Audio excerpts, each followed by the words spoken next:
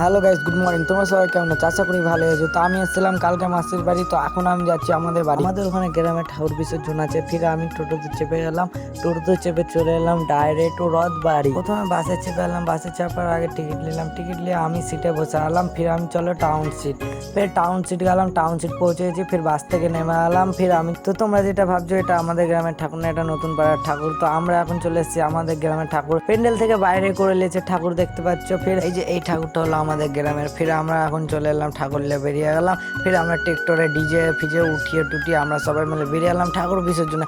ফির এদিকে চেংড়া পেংড়া কত ডান্স করছে, আমি একটু ডান্স করছি, কারণ ঠাকুর বিসর্জন করতে গেলে ডান্স না করলে মজাই হয় না। জেনারেটারে বক্স বাজছিল, জেনারেটর হয়ে গেছে খারাপ। ফির গ্রামের কাকাগুলো দেখতে পাচ্ছ ঢাক বাজছে, ফের নাচছিল। ফির একটু আমি মজা নিচ্ছিলাম। ফির চলো, ফির আমাদের জেনারেটর চেঞ্জ হয়েছে, জেনারেটর চেঞ্জ হওয়ার পর সব বক্স বাজালো, বক্স বাজিয়ে ভাই নাচছে। ফির আমি এদিকে নাচছিলাম। ফির চলো, তো বাকি ভিডিওটা বৃষ্টির কারণে করতে পারিনি। তো আজকের মিনি ব্লগটা কেমন লাগলো অবশ্যই কমেন্টে জানাবে, আর ফলো করতে ভুলবেন না।